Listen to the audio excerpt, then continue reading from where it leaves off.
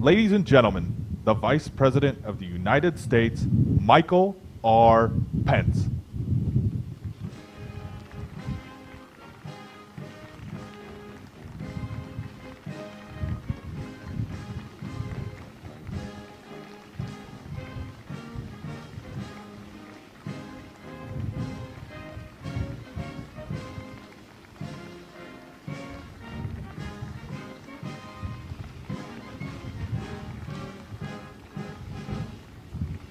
Lieutenant General Martinez, Major General Charoti, Vice Admiral Aucoin, Vice Admiral Domon, Rear Admiral Williams, Rear Admiral Carter, Rear Admiral Inoue, Rear Admiral Shima, Captain Donnelly, Charge Highland, Ambassador Sasai, Director General Mulry, members of the United States Forces of Japan, the Japan Self-Defense Forces, it is my high honor and distinct privilege to join you here today on America's flagship, the USS Ronald Reagan, where every day all of you prove it can be done.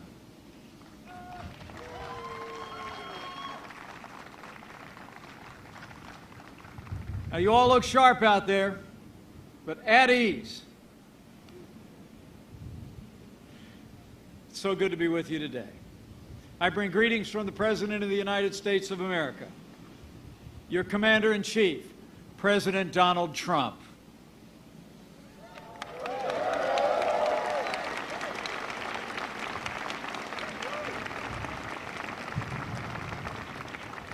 You know, I spoke to the President this morning, just before I boarded the ship. He said to tell you that he's proud of you. And he said to me, I wish I could be where you are. And I know he meant it from the bottom of his heart. You know, the President sent me here today to thank you. To thank you for your service, all of you, American and Japanese, who have stood up, who've stepped forward to protect our countries, our values, and our very way of life. You are the sons and daughters of freedom, willing to defend it with your life, so that your families, your fellow countrymen, and future generations may continue to call themselves free. Give yourselves a round of applause. All of America is proud of you.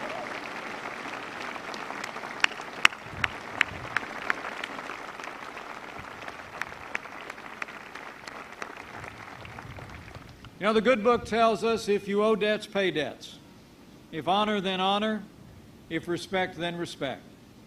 I stand before you today on behalf of your Commander-in-Chief to pay a debt of gratitude to each of you and to express the well-deserved respect of the President of the United States and the American people for all of you who wear the uniform of this country. Our prayers for you, for your families, for your safety rise every day into the heart of heaven.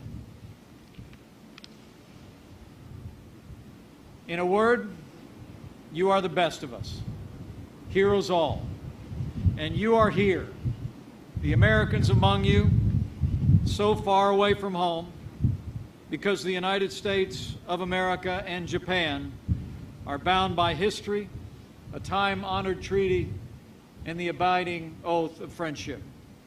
The United States-Japan alliance is the cornerstone of peace, prosperity, and freedom in the Asia-Pacific. And let me be clear, under President Donald Trump, the United States stands unwavering in our alliance and unyielding in our resolve to defend all that we have built together over these generations.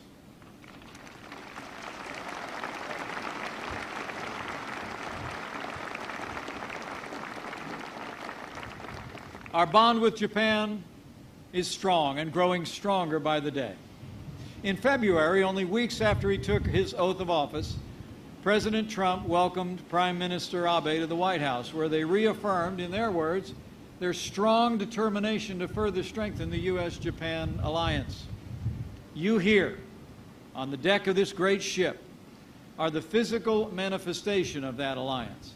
And I have to tell you, it is deeply inspiring to stand before you today and see what I see gathered here on this deck, every American would be inspired and proud if they had this view, and I know I am.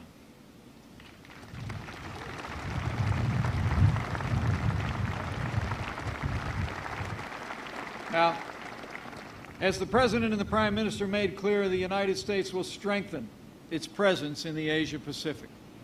Japan will assume a larger role and responsibility in our alliance in the years ahead. And both of our nations will continue to expand our cooperation for our common defense. Under President Trump, the United States' commitment to Article 5 of our security treaty is unwavering. And our treaty covers all of the territories administered by Japan, including the Senkaku Islands. It's fitting that today I deliver this message aboard this great ship, a majestic ship, the USS Ronald Reagan, here at Yokosuka Naval Base. Her steel deck literally signifies the ironclad alliance our country enjoys with Japan and our enduring commitment to the Asia-Pacific.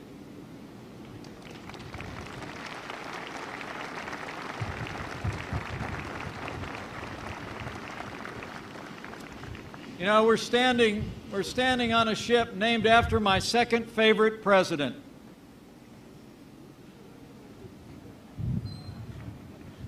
Our 40th President, Ronald Reagan, was a great president who powerfully reminded us that peace only comes through strength. You are that strength. Today, over 50,000 U.S. troops and a further 50,000 civilians and family members are stationed here in Japan. And the United States will continue to deploy more of our most advanced military assets to the region in the years ahead. Beyond this noble ship and the carrier strike group that it leads, by the year 2020, this ocean will boast 60% of our Navy's fleet. And the skies above already have F-35 Joint Strike Fighters flying for freedom.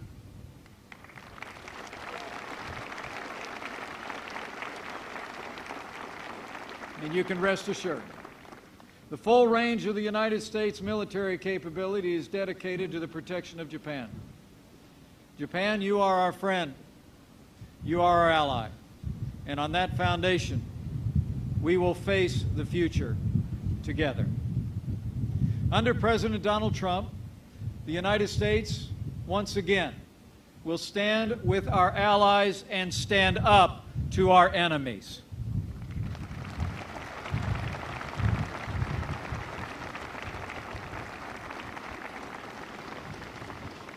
And I can assure you, President Trump will unfailingly support the brave men and women in uniform who defend our freedom every single day. You know, we're the proud parents of a United States Marine stationed as we speak at a naval air station in the south of the United States. And I have to tell you, as the parent of someone in the service, it's the greatest privilege of my life to serve as Vice President to a President who is so dedicated to the men and women of our armed forces, their families, and our veterans. I can tell you from my heart, President Donald Trump will be the best friend America's armed forces will ever have.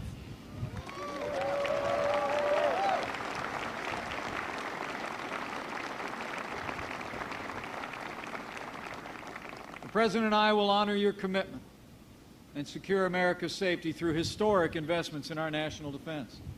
Just as President Ronald Reagan restored the armed forces in his day, so too President Donald Trump will make the strongest fighting force in the world even stronger still.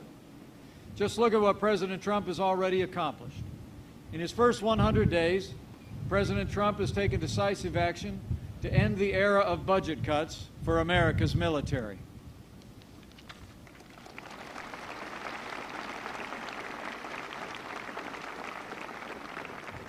President Trump has submitted a budget which will rebuild our military and restore the arsenal of democracy, with the largest increase in defense spending since the days of the namesake of this ship sat in the Oval Office.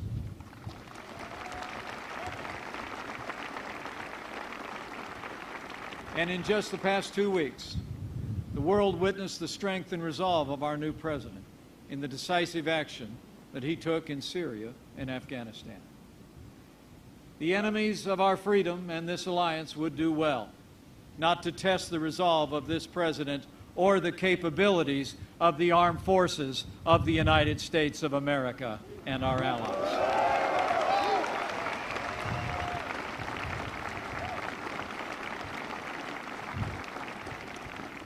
Make no mistake, under President Donald Trump, the United States will be strong, stronger than ever before.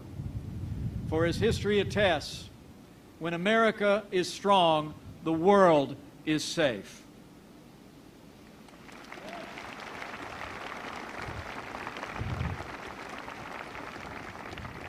A strong America, militarily, economically, and diplomatically, is vitally important to this region and all who call it home. It was through the bravery of our service members and the spirit of our people that America established a foundation of peace and freedom that endures in the Asia-Pacific to this very day. And under President Trump, the United States will continue to defend prosperity and ensure security on these seas and between our lands. Today, as in ages past, American leadership lights the way. The United States stands with all our allies and our partners in the region to keep the peace, enrich our people, and advance the common good. Together, we will defend the rules-based order upon which the region's progress, past and future, depends. We will protect the freedom of navigation and overflight and other lawful uses of the sea in the South China Sea and elsewhere, and we will ensure the unimpeded flow of lawful commerce on the 7 seas.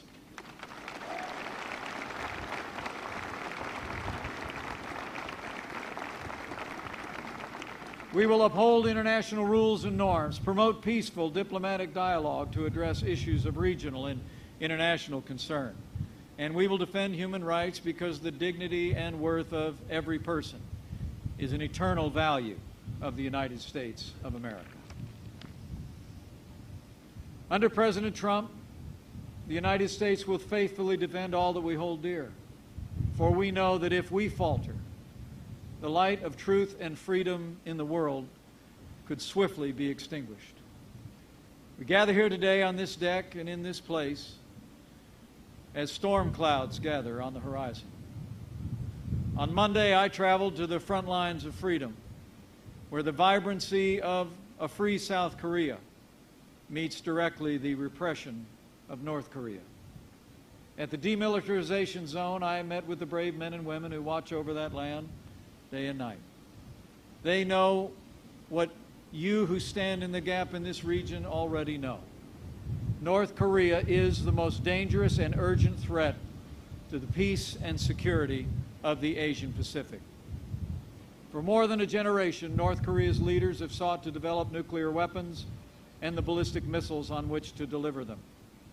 They have impoverished their people and embittered the region in their pursuit of this dangerous goal. For more than 2 decades, from the agreed framework of 1994, the 6-party talks in the year 2003 to 9, to the strategic patience of the recent past, the United States and our allies have worked tirelessly to peacefully dismantle North Korea's nuclear program and alleviate the suffering of its people. But at every step of the way, North Korea answered with our overtures with willful deception, with broken promises, and nuclear and missile tests, including a failed missile test they attempted just this past Sunday. As President Trump has made clear to the world, the era of strategic patience is over.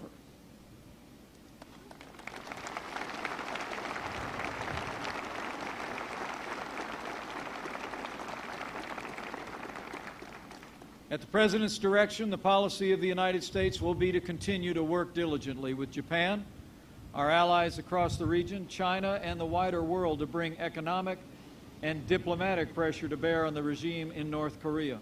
And we will do so until they abandon their nuclear and ballistic missile programs. But as all of you know, Readiness is the key, and you, the instruments of American policy, should know. All options are on the table. History will attest the soldier does not bear the sword in vain. And those who would challenge our resolve or our readiness should know. We will defeat any attack and meet any use of conventional or nuclear weapons with an overwhelming and effective American response.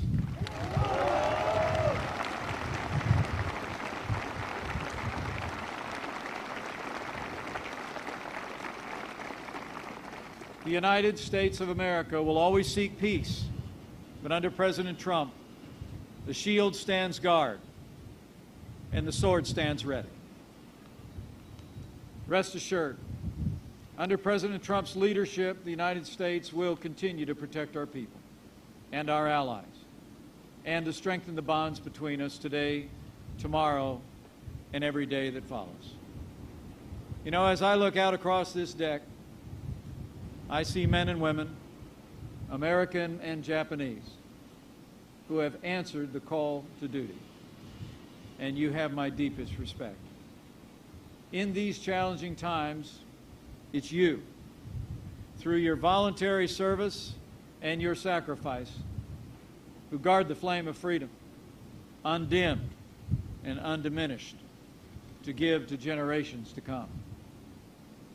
The President and I have absolute faith that you will accomplish this mission, and freedom will prevail, because you follow in the footsteps also of those who defended freedom in the Asia-Pacific in the past. I stand before you deeply humbled to be among so many in uniform, because my own life's journey did not take me into the uniform of the United States, but it took my father. 65 years ago, a young Edward J. Pence left his home in Illinois, put on the uniform, and crossed this vast Pacific on which you served. Like so many of his countrymen, that second lieutenant in the 45th Infantry Division of the United States Army landed on the shores of South Korea in the midst of a battle for freedom, a rifle in hand, resolved to defend that freedom with his life. Just 2 days ago, I stood at the demilitarized zone and looked out across the landscape, the very landscape where my father had fought, the Battle of Old Baldy and the battle on Pork Chop Hill. It was a deeply emotional experience for me. There, alongside his brothers in arms, American and Korean, my dad had helped seize the high ground, repulsing more than 20 enemy counterattacks. And they seized the high ground of freedom, which prevails in South Korea to this day.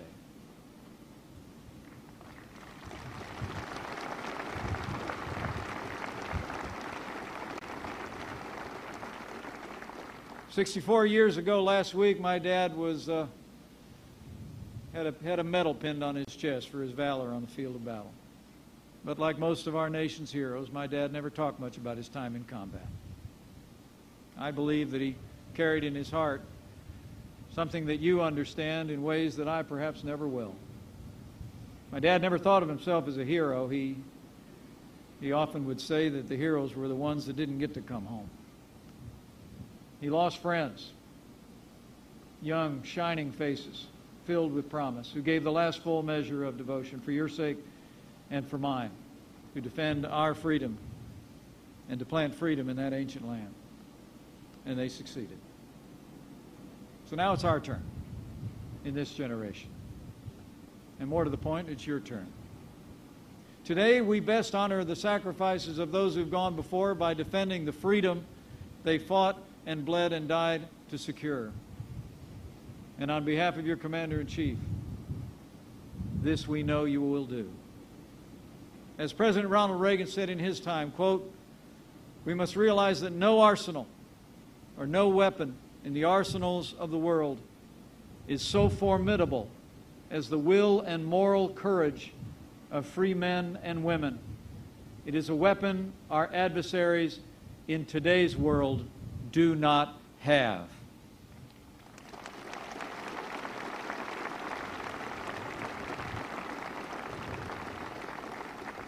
For generations, the United States has stood guard over the Asia Pacific, protecting freedom through our strength of will and strength of arms.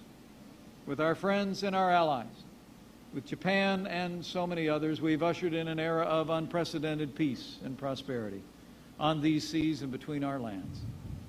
Our choice today is the same as in ages past: security through strength, or an uncertain future of weakness and faltering will. Let me assure you,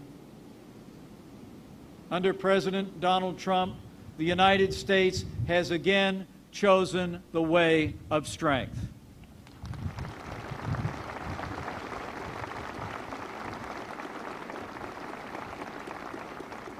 Under President Trump, the United States has chosen prosperity and security and an unwavering commitment to the Asia Pacific.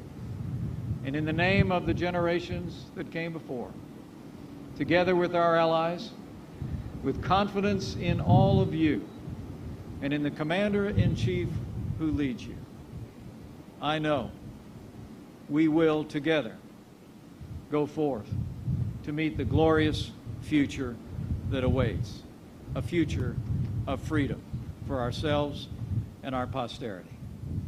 Thank you. Godspeed on the USS Reagan's imminent deployment. God bless you. God bless Japan. And God bless the United States of America.